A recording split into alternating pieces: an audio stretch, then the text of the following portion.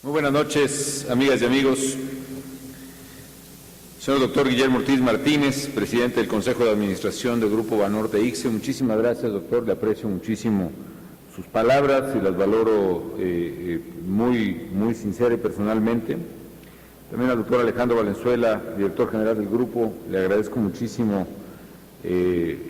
siempre su apoyo, cercanía con el gobierno federal, y a ambos les agradezco muchísimo la invitación a esta oportunidad singular de estar con todas y con todos ustedes. Saludo con admiración de siempre a don Ricardo Lagos, expresidente de Chile y uno de los grandes líderes de nuestro continente. A todos ustedes, amigas y amigos, consejeras y consejeros nacionales y regionales del Grupo Financiero Banorte ICSE, al secretario de Hacienda y otros colaboradores del gobierno federal, los saludo también con afecto a todos ustedes. Agradezco mucho la oportunidad de estar esta noche con ustedes, de poder compartir con ustedes la parte final, la clausura de esta primera sesión plenaria del Consejo Nacional de Banorte ICSE. Y me parece muy sintomático porque qué duda cabe, después del lamentable fallecimiento de don Roberto, a creer o no, el Grupo Financiero Banorte ICSE tiene que empezar una nueva etapa, y una etapa posterior a don Roberto González Barrera.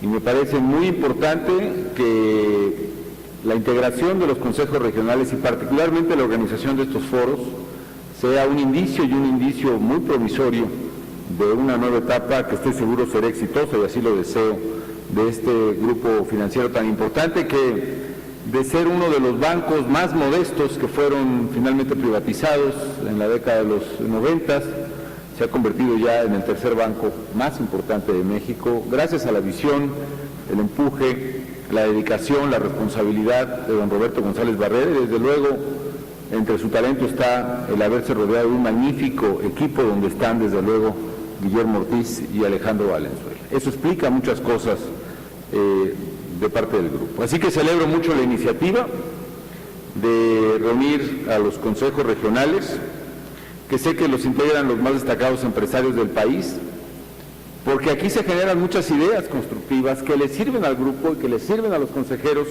y que le sirven a México, que nos permiten a todos compartir reflexiones acerca del país, acerca del presente y el futuro de nuestro querido México. Para mí, por nuestra parte, ha sido muy relevante, muy importante mantener siempre una relación estrecha con el sector financiero, porque sin duda es una pieza clave para impulsar el progreso de México. Y que duda cabe que este grupo desempeña un papel de primerísimo orden.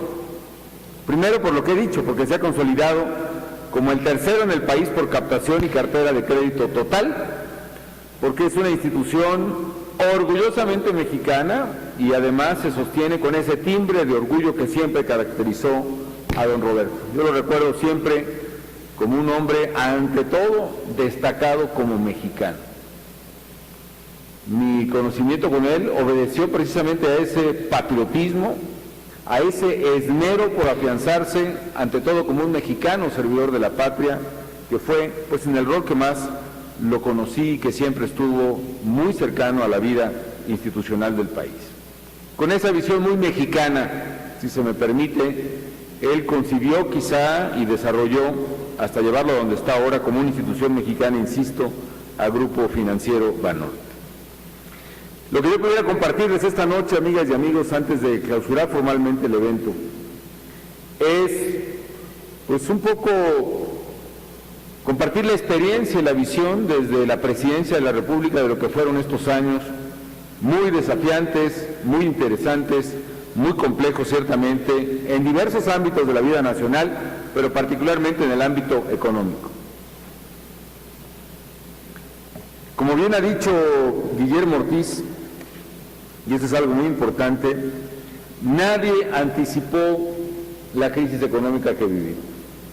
Ya no digamos la profundidad, sino simplemente su mera existencia. Y lo digo porque, honestamente, en honor a la verdad, al principio del sexenio, nos habíamos propuesto una serie de reformas importantes y realmente una proyección muy importante de la vida económica del país.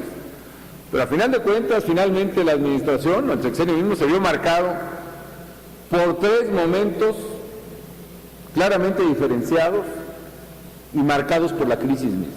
Yo suelo decir que si hubiera que analizar económicamente la vida del país en estos 6 años, habría que hablar de México antes de la crisis, México durante la crisis y México después de la crisis. ¿Qué teníamos antes de la crisis?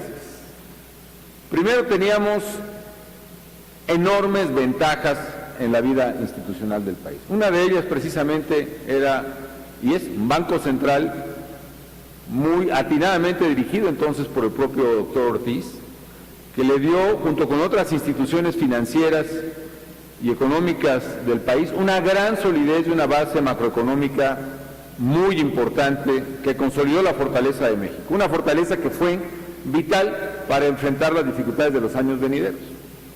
Bueno, pues al iniciar el gobierno realmente teníamos la visión de transformar la economía del país y el objetivo es, y así aparece, ustedes lo pueden revisar en el Plan Nacional de Desarrollo, hacer de México, de la mexicana, una economía competitiva y generadora de empleos. Este calificativo competitiva es muy importante por algo que ha mencionado el propio Guillermo. Era vital que en una economía global como la que tenemos, México avanzara precisamente en términos de productividad y de competitividad como la única alternativa, no solo de tener éxito, sino de sobrevivir en una economía que se veía cada vez más competida, con una disputa mucho mayor por inversiones, oportunidades de crecimiento, empleo, etcétera, etcétera.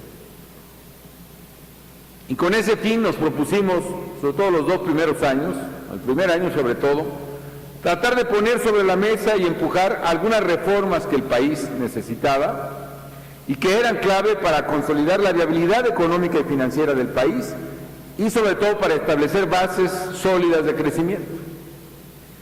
Y la primera gran reforma que pusimos sobre la mesa y que afortunadamente salió adelante fue la reforma de pensiones, al régimen de pensiones de los servidores públicos. Hay que decir que en los años 90 se había hecho una reforma muy importante en materia de pensiones de los trabajadores de las empresas, de los afiliados al Seguro Social. Esa reforma está un poco perdida en el tiempo, pero fue clave también para la solidez que hoy México tiene.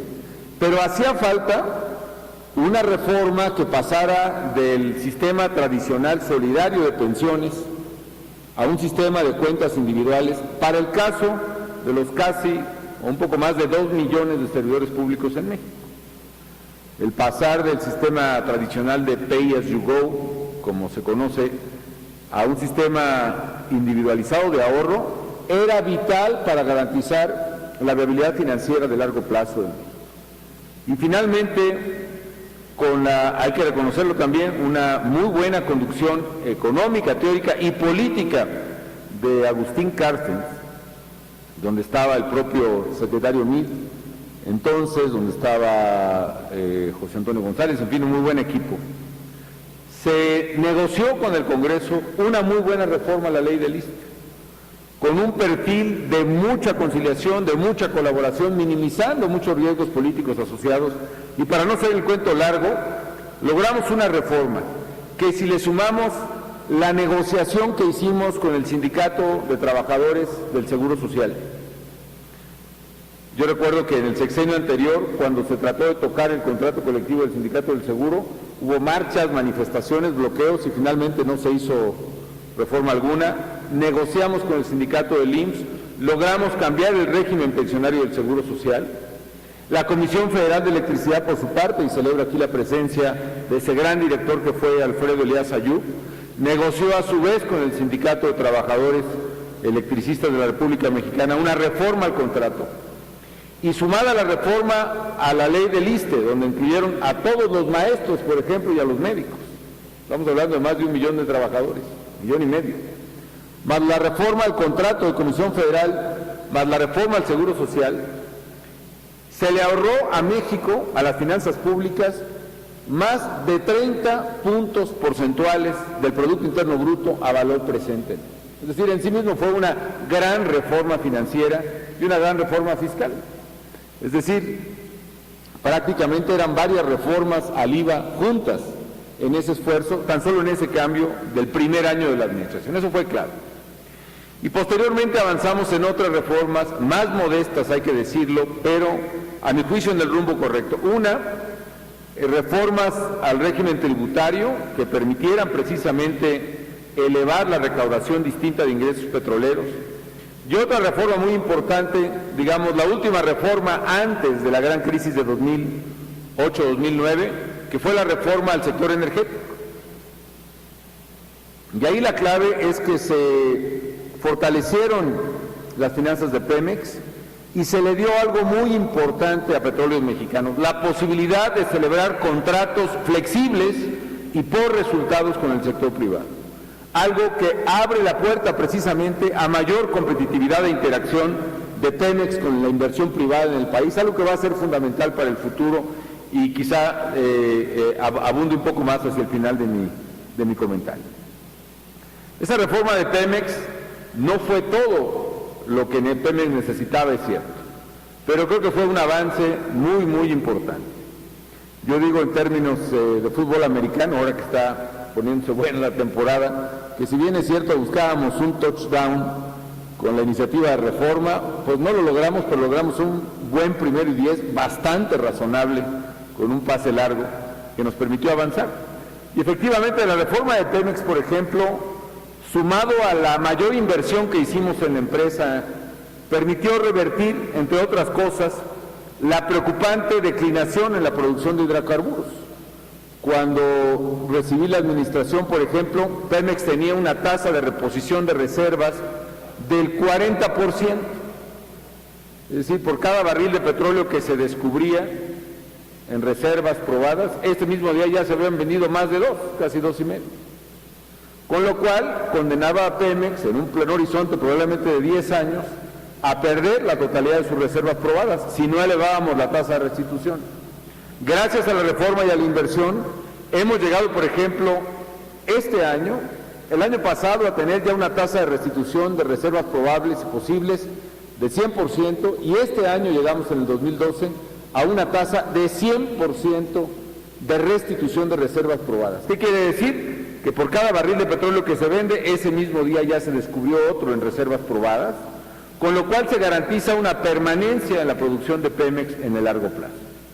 En fin, esas acciones fueron importantes y debo decirlo porque nos ayudaron a generar un espacio de maniobra muy importante para enfrentar la crisis en el año 2008-2009. Y bueno, después vino precisamente la crisis con la dimensión que todos ustedes conocen. Bueno, hubo otra reforma importante que, si bien es cierto no fue legislativa, fue administrativa, y que fue la presentación del Plan Nacional de Infraestructura y la creación del Fondo de Infraestructura.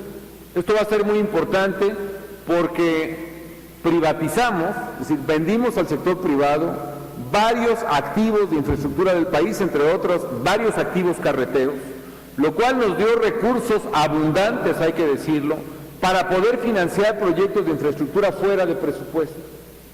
Con lo cual logramos pasar la inversión en infraestructura, que era más o menos de 3% del Producto Interno Bruto en el sexenio anterior, y es más o menos el promedio de la OCDE, la logramos pasar a casi 5% del Producto Interno Bruto, que fue también bien importante para la economía del país.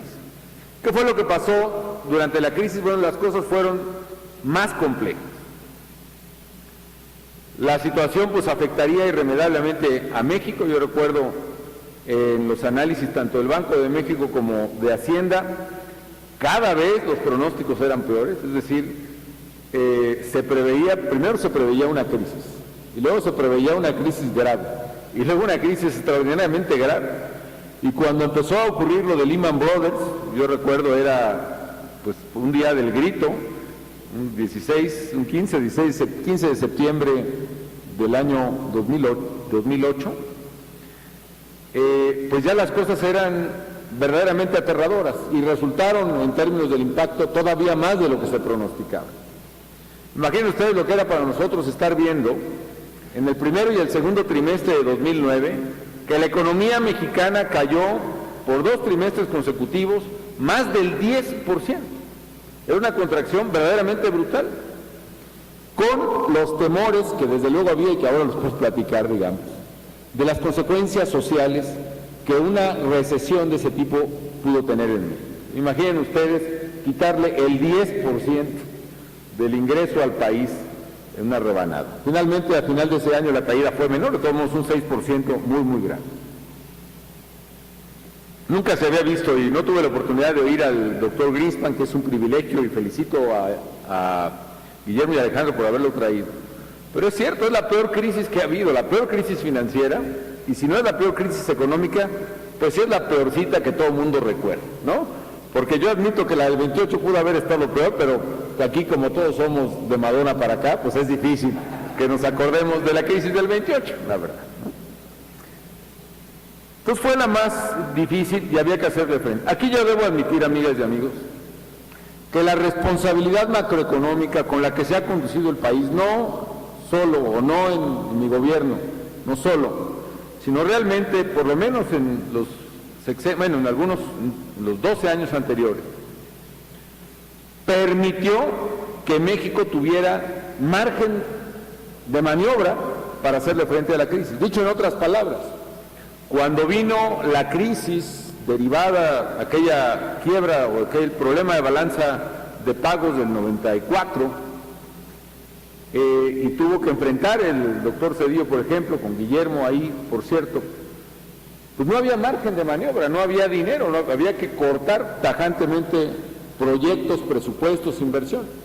Aquí finalmente tuvimos la fortaleza de reservas internacionales muy sólidas, no tuvimos un problema financiero y bancario, al contrario, en esta crisis la banca no fue parte del problema, fue parte de la solución.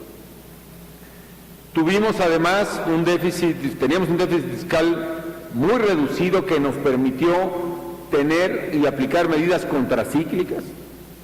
Se contaba con los fondos excedentes petroleros, algo muy parecido, don Ricardo, a lo que en Chile fue precisamente lo que es el fondo que se creó a partir de los excedentes del precio del cobre. Y todo eso nos permitió un margen de maniobra, que bueno, porque es quizá la primera vez que México enfrenta una crisis, desde luego de esa magnitud. Creo que esa magnitud en los últimos 30 años nada más fue precisamente la de 94, 95 y pero de contracción de PIB. Pero eso permitió que hubiera varias cosas que ayudaron no a minimizar la crisis misma, porque eso era imposible, esto era un fenómeno internacional, pero sí a minimizar el impacto sobre la población y sobre ciertos sectores de la crisis del año 2009. ¿Qué fueron las cosas que yo destacaría de este segundo periodo durante la crisis? Uno fue medidas contracíclicas en el gasto. Sí aceleramos el gasto, sí lo expandimos, cosa que no se podía hacer en 94-95. Nosotros aceleramos ciertos gastos, entre otros el gasto de infraestructura, echando mano de los instrumentos que teníamos a nuestro alcance. No hicimos cortes presupuestales en sectores de inversión, por ejemplo, que antes se tuvieron que hacer. Es decir, no solo seguimos invirtiendo en infraestructura, carreteras, etcétera, sino que incrementamos presupuestos de carreteras, de vivienda y algún otro de infraestructura. Dos, dentro de esas medidas pusimos en marcha programas específicos para preservar el empleo con fondos públicos. Por ejemplo, doy algunos muy importantes. Uno, el programa de paros técnicos. Dado que se contrajo terriblemente la demanda de los consumidores en Estados Unidos, México estuvo directamente impactado por ser un país de exportador de manufacturas a los americanos. Y entonces eso implicaba el riesgo de que se fueran a la calle literalmente cientos de miles de trabajadores mexicanos. ¿Qué fue lo que hicimos? Pusimos en marcha una figura que no se había usado en la legislación laboral, que son los paros técnicos, y tratamos de llegar a acuerdos sector industrial, particularmente de la industria exportadora y empresa por empresa. Y el acuerdo era, en términos generales, variaba caso por caso desde luego, pero era si el trabajador y el sindicato correspondiente aceptaba ganar 1/3 menos de su salario y la empresa aceptaba pagar otro tercio del salario, el gobierno federal pagó otro tercio del salario, al menos en periodos de 4 a 6 meses. Con lo cual evitamos literalmente que por lo menos 350,000 trabajadores fueran despedidos del sector exportador. 2, hicimos un programa muy intenso, muy keynesiano ciertamente, pero la verdad muy efectivo, de empleo temporal. Pagos de hasta 2 jornales, más o menos 2 o 3 salarios mínimos, por 4 a 6 meses también, en todo tipo de programas comunitarios, desde luego con reglas muy bien establecidas, o lo mejor posible. Para, por ejemplo, abrir brechas cortafuego para prevenir incendios forestales, que además fueron útiles, para limpiar carreteras, para limpiar zonas arqueológicas, algo muy importante porque el sindicato del INAH nunca había dejado que se contratara a otra gente. Es un lío que luego platicaremos de esas cosas. Pero finalmente logramos que se permitieran contratar empleos temporales en las zonas arqueológicas. Y eso nos ayudó, por ejemplo, para que en esta administración se hubieran podido abrir 14 zonas arqueológicas, contra 2 o 3 que usualmente se abrían, porque tuvimos realmente mucha mano de obra disponible y de cosas que se habían pospuesto, zonas pequeñas si ustedes quieren, muchas de ellas, pero que entraron perfectamente en el programa de empleo temporal. Y otras medidas, por ejemplo, se vino abajo la exportación de refrigeradores y traíamos ya pensado meter un programa de ahorro de energía y eso encajó perfectamente. Se diseñó un programa de sustitución de electrodomésticos, básicamente refrigeradores y equipos de aire acondicionado, según el cual, de acuerdo con el recibo de luz, veíamos era un indicador aproximado del ingreso de la familia. Si el recibo era de bajo consumo, a la familia le subsidiábamos hasta el 40% del refrigerador. ¿Por qué razón? Porque los refrigeradores que tienen 8 años de antigüedad, por ejemplo, consumen el triple de electricidad que los refrigeradores nuevos. Entonces, familia, enviábamos un especialista a la casa, recogíamos el refrigerador viejo y le entregábamos uno nuevo con un descuento y con un programa de crédito perfectamente pagable por la familia. Entonces, el programa funcionó para ahorrar energía, para reducir subsidios que paga CFE a esos niveles de ingreso y también para vender refrigeradores, con lo cual reactivamos de manera muy importante y la industria de refrigeración en México se fue para arriba en plena crisis. Por cierto, el programa tenía un nombre muy complejo que sugería ahí el equipo de Georgina, que es el secretario de Energía, que se llamaba Programa de Sustitución de Electrodomésticos por Equipos e Implementos Ahorradores de Energía. Y dije, Georgina, ese programa nadie nos lo va a entender. Entonces le buscamos un nombre más atractivo y el nombre finalmente fue Cambia tu viejo por uno nuevo. Y el programa resultó todo un éxito, francamente, por lo menos en términos de mercadotecnia.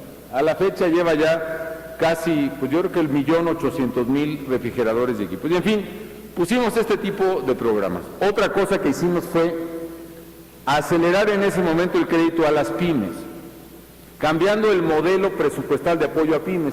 Tradicionalmente se presupuestaba una cantidad muy baja, por cierto, de apoyo a pequeñas y medianas empresas, y se daba como transferencia directa a un reducido grupo de beneficiarios, y reducido porque no había dinero para todos, ¿no? O sea, se tomaba cada economía o Fedesol tomaba pequeñas empresas y les daba un apoyito, y hasta ahí llegaba y era fondo perdido.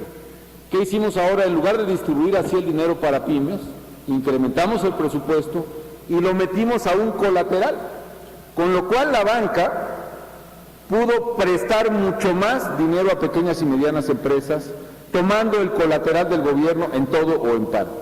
Y el crédito a las pymes, por ejemplo, se multiplicó por 7 en esta administración, comparada con la anterior, que de suyo era muy alta, y particularmente el aceleramiento del crédito a pymes se dio justo en el año 2009. Hoy ha beneficiado a 410,000 empresas.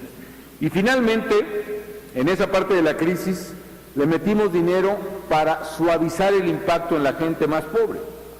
Entonces, la gente que recibe oportunidades, por ejemplo, que hay un padrón focalizado para amortiguar el impacto a ese nivel y sobre todo para amortiguar el impacto de otra crisis de la que se habla muy poco, pero que fue socialmente tanto más grave, que es el aumento de los precios de los alimentos. Incrementamos el apoyo de oportunidades y pasó más o menos como de 480 pesos en promedio a casi 900 pesos en promedio mensual el apoyo a las familias de oportunidades. ¿Funcionó eso o no? Hay un factor que indica que sí funcionó y que es este. A pesar de que hubo una contracción en el ingreso a México, el coeficiente de Gini, que mide la desigualdad, se redujo, es decir, se redujo la desigualdad en el país. ¿Por qué? Porque si nosotros le metimos un apoyo a la gente de menor ingreso y hubo una contracción de la economía, la contracción se dio en los deciles más altos, manteniendo neutral el ingreso de los deciles más bajos, con lo cual, a pesar de que se contrajo la economía, se redujo la desigualdad en México. En fin, eso fue lo que pasó. Y luego finalmente viene la tercera etapa, que es lo que hicimos o lo que ocurrió después de la crisis. Venían las reuniones del G20 y había una discusión muy importante que era si había que seguir con las medidas contracíclicas o había que iniciar la estrategia de salida, que así se llamaba en el argot. Yo me acuerdo que íbamos con Agustín Cárcels y pues en general había un consenso de continuar con las medidas anticíclicas, es decir, con los déficits públicos ampliados, porque todavía no salíamos de la crisis. Y tiene una lógica eso. Sin embargo, para aquel año 2009, hacia el final, nosotros ya no teníamos cartas con qué jugar. ¿Por qué razón? Imaginen ustedes, si la economía había caído el primer semestre a tasas del 10%, pues la recaudación se había desplomado a eso o más. El IVA, el impuesto sobre la renta se había venido al suelo. No teníamos ya con qué seguir medidas contracíclicas. Y dos, un choque brutal externo, o más bien un choque brutal para las finanzas públicas, que era la caída de la producción petrolera. Se comenta poco, pero entre 2008 y 2009, México dejó de producir 200,000 barriles diarios de petróleo. ¿Por qué razón? Porque el gran yacimiento de Cantarell en la sonda de Campeche, que durante casi 20 años le dio el 62% del petróleo a México, un solo yacimiento, pues se acabó, como todos los yacimientos. Entonces esa caída era tal que no había manera de que México siguiera con medidas contracíclicas y pues decidimos cerrar el déficit y sobre todo algo, no solo cerrar, amigos, sino dar la señal de que México se iba a comportar con responsabilidad. No solo se trataba de ser austero, sino de parecer austero. Entonces, ¿qué hicimos? Pues la vieja receta que sigue cualquier empresario, que cuando tienes problemas tienes que aumentar tus ingresos y tienes que reducir tus gastos. Del lado de los ingresos, propusimos cosas que fueron políticamente muy costosas. De hecho, el retomar el incremento en las gasolinas, por ejemplo, en el año 2009 al final, es una medida que costó en términos políticos enorme y de la cual nunca se repuso, digamos, el gobierno ante un sector muy amplio de la gente, sobre todo porque es una medida que políticamente da también del otro lado, ¿no? Ha sido una base de crítica importante en términos político-electorales. Se elevó el IVA. La propuesta que presentó el gobierno fue de una contribución general sin excepciones, le llamamos contribución para el combate a la pobreza. Desgraciadamente no se aceptó y se elevó otro punto el IVA sin reducir los huecos que tiene el sistema.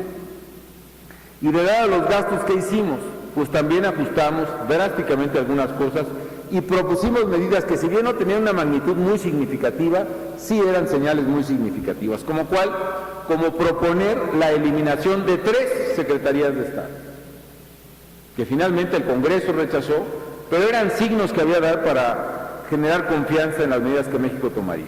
Finalmente se redujo el déficit que teníamos, frenamos y aplicamos nuestra propia medida de salida y eso nos ayudó a salir. ¿Qué otras cosas hicimos? Y finalmente esto repercutió en la tercera etapa después de la crisis. Fueron medidas enfocadas precisamente a la competitividad. México, de manera natural, amigas y amigos, tiene factores clave de la competitividad en el mundo. Uno es su posición geográfica. El ser vecinos de Estados Unidos es una gran ventaja que tenemos que seguir aprovechando con todo y lo que pasa en la economía americana. 2, la red de tratados de libre comercio que tenemos, y a ello había que agregar otros factores que le dieran competitividad al país. ¿Cuáles fueron esos, por ejemplo? Uno es la parte arancelaria. En plena crisis también, la tendencia de los países, sobre todo en el G20, era declarar solemnemente que todos rechazábamos el proteccionismo y rechazábamos las barreras al comercio, y al día siguiente 15 de los 20 países subían tarifas o ponían nuevas barreras al comercio. En el caso de México no fue así. Nosotros bajamos en pleno 2009, bajamos el promedio de tarifas arancelarias de las manufacturas de más o menos 12% en promedio a 4% el día de hoy. Con una gran resistencia, déjenme decirles, de ciertos sectores productivos. Porque esta idea de que la industria protegida es mejor, aunque sabemos que es falsa, tiene muchos seguidores en la política y en la economía. Pero bajamos las barreras venciendo esas resistencias, y eso le dio una gran competitividad a las manufacturas. ¿Por qué? Porque el productor de teléfonos celulares le conviene atraer los chips o la pantalla de plasma o de lo que sea de cualquier parte del mundo al mejor precio para producir aquí mejores teléfonos y a mejor precio.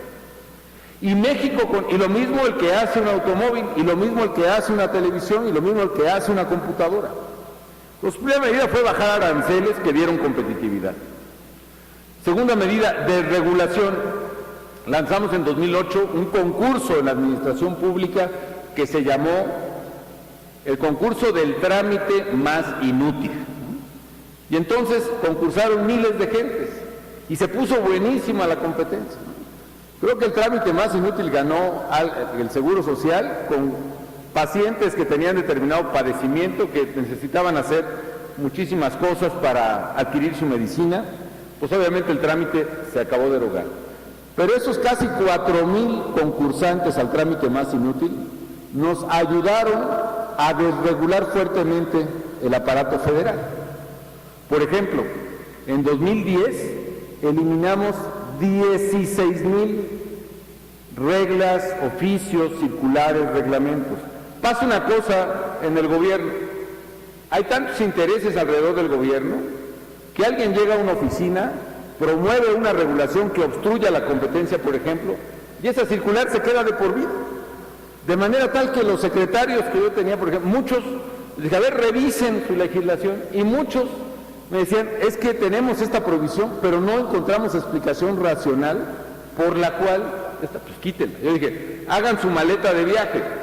Lo que no quepa en la maleta, es decir, lo que es la legislación para jalar diariamente, pues ya démoslo por eliminado. Pusimos una fecha y a partir de esa fecha derogamos esas 16,000 reglas. Eso implicó quitar 2,000 trámites a nivel federal.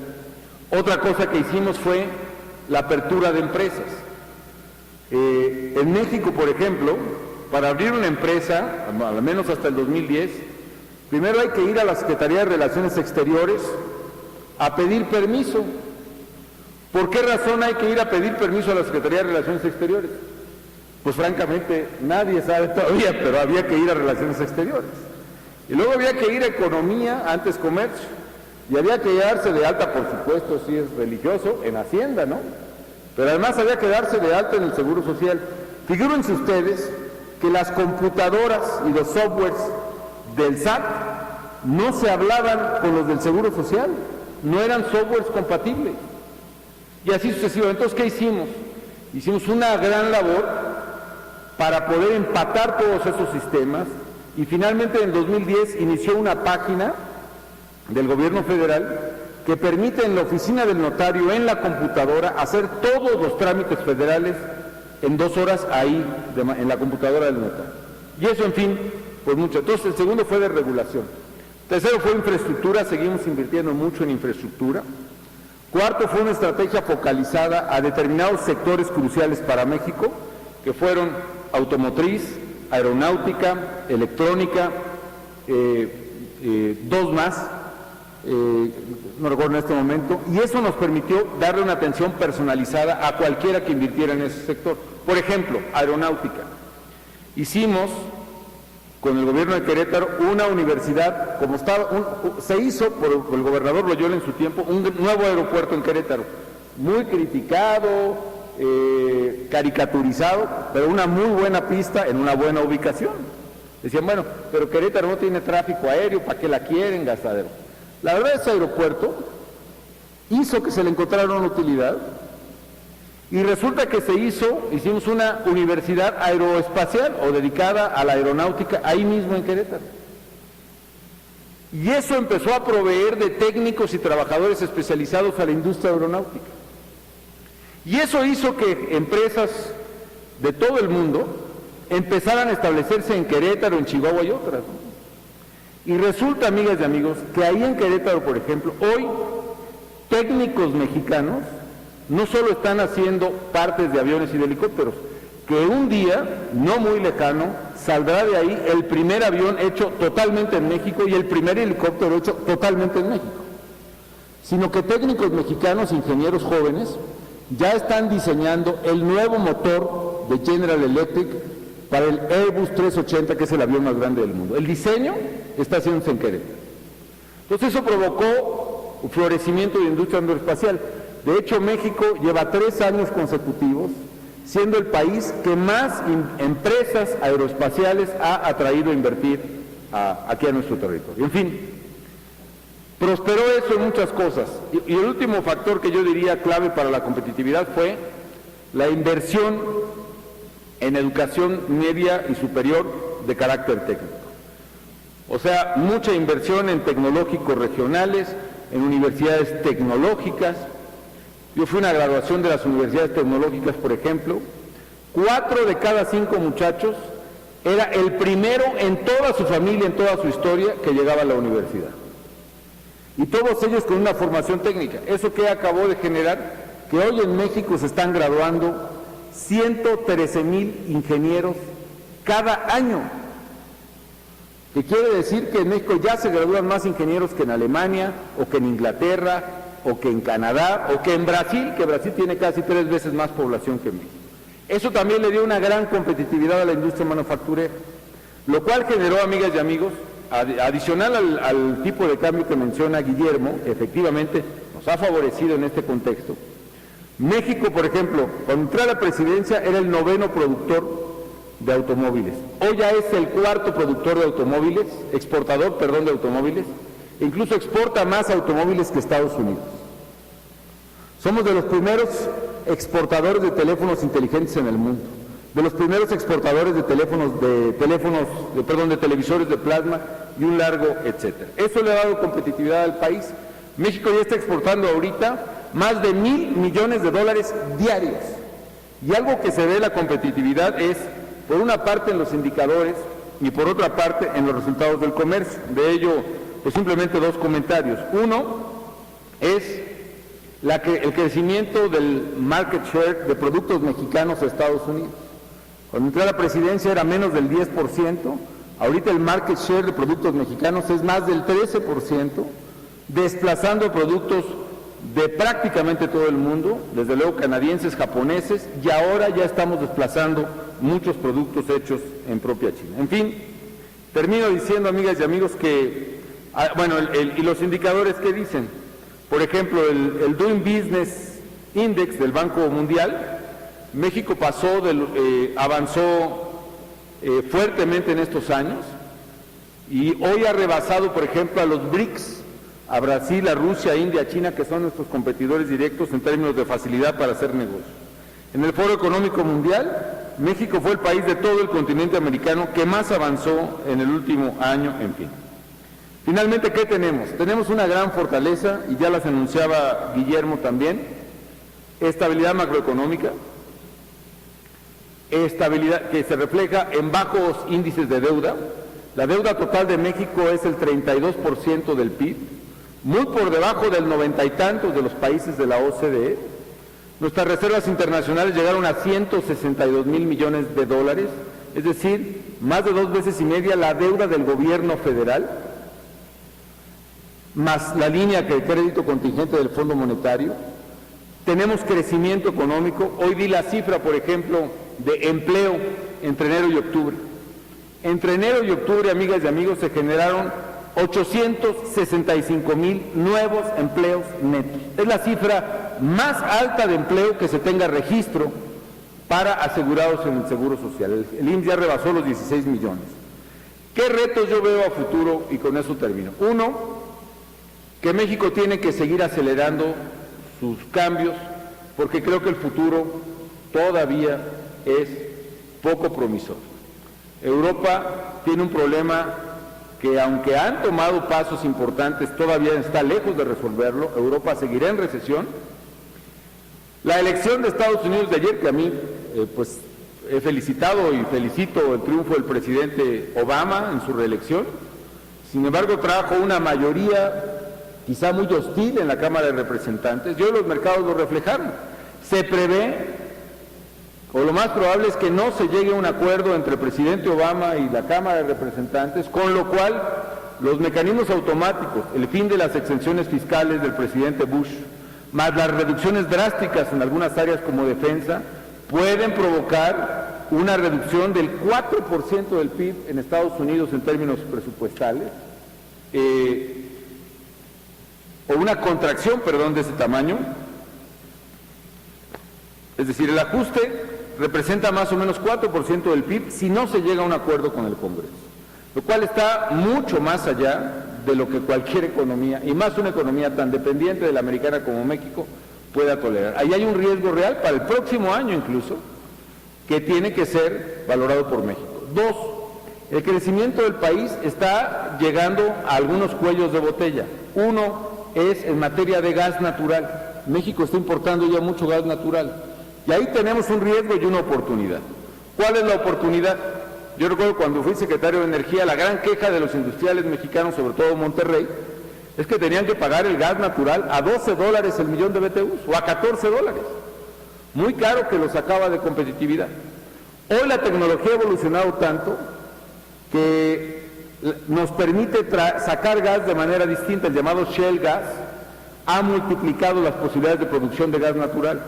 Y el shale gas ha hecho que Norteamérica, que era la región más cara de gas natural en el mundo, hoy sea de las más baratas. El gas está costando $2 o $3 el millón de BTUs. Es una gran oportunidad para México.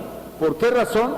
Porque va a acelerar todavía más la competitividad del sector de manufacturas, y porque va a hacer que nuestros productores y nuestros industriales sean todavía más competitivos de lo que ya son.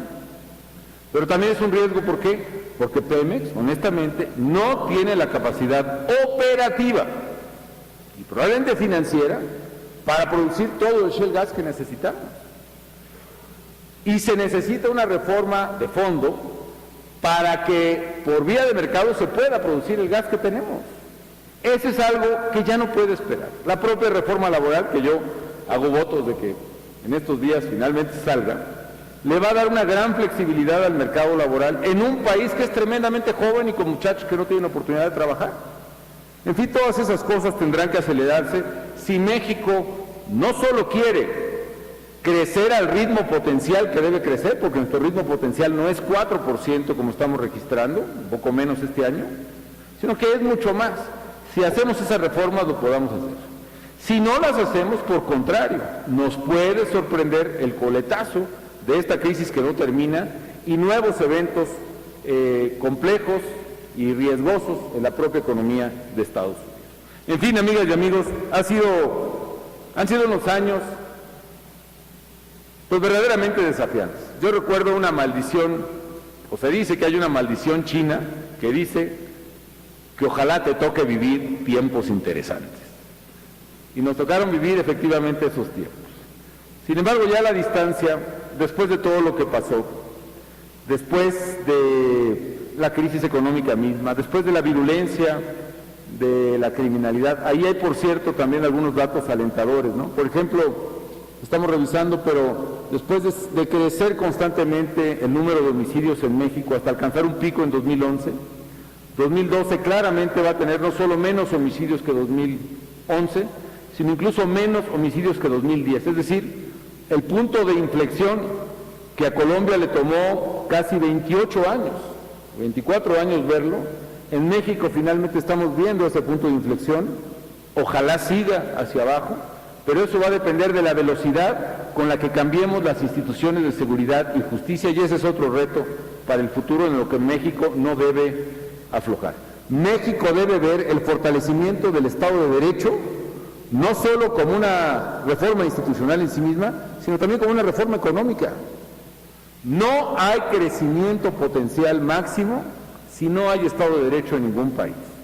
Yo recuerdo un estudio de hace algunos años de Robert Barro que demuestra, estudiando el crecimiento de países de distintas regiones del mundo, que puede haber una diferencia de más o menos 1,5% de PIB en promedio entre los países que tienen Estado de Derecho y los que no lo tienen. México todavía tiene un saldo de Estado de Derecho bien pendiente. Y ese énfasis en hacer que México sea un país de leyes está en los pendientes, no solo de reforma institucional, sino yo lo vería en los pendientes económicos. En fin, nos tocó vivir tiempos interesantes, amigas y amigos, pero hoy México está saliendo adelante. Una economía fuerte, con grandes fortalezas macroeconómicas, con crecimientos reales de competitividad y productividad, con crecimiento económico, con generación de empleo y a pesar de la turbulencia en los precios de alimentos y otros, con todavía una razonablemente baja inflación. Yo creo que hay muchas cosas para apostar en México. Muchas empresas están viendo a nuestro país con un enorme potencial. Hoy se está reconociendo a la economía mexicana no solo como una economía que puede crecer fuertemente, sino como una economía que no tiene los riesgos de calentamiento que tienen otras economías de este tipo. Y en fin, hay muchas cosas por las cuales estar, yo no quisiera decir optimistas, pero sí razonables. Pues sí, la verdad tiene un futuro, y así lo deseamos todos, un futuro promisorio para México, si se hace lo que se tiene que hacer. Qué bueno que así sea. Otra razón es la fortaleza del sistema financiero. El hecho de que México tenga una capitalización que era el doble de lo que Basilea recomendaba hasta hace poco y que le facilitará además alcanzar muy rápido las metas de Basilea III, de hecho ya las alcanzó de facto, permite que nuestro país verdaderamente esté en la antesala de lo que yo creo que puede ser la mejor década de crecimiento en varios años. La década entre el 10 y el 20 puede ser una de las mejores décadas para México, por lo menos desde los 70, si sabemos hacer lo que a todos corresponde. Yo de mi parte, amigas y amigos, lo que me toca es seguir a tope, todo a pulmón, digamos, hasta el 30 de noviembre en los próximos días, cosa que seguiría haciendo con gusto. E independientemente de que ya no sea presidente de la República, yo quiero pedirles a ustedes, externarles a todos ustedes mi gratitud. Conozco a muchos de ustedes en sus regiones, en sus estados, pues por toda la comprensión, todo el apoyo, todo el aliento que me brindaron en estos años. A Guillermo Ortiz, Alejandro Valenzuela, desearles el mayor de los éxitos a este importantísimo grupo mexicano, ICSE, Banorte ICSE, desearles lo mejor, desearles a ustedes éxito en sus empresas, en sus familias, y que este futuro promisorio que muchos vemos para el país verdaderamente se cristalice en bienestar de la gente que ciertamente tanto ha sufrido en México. Así que muchas gracias a todos y si me permiten les voy a pedir que me acompañen a hacer la declaratoria formal de clausura.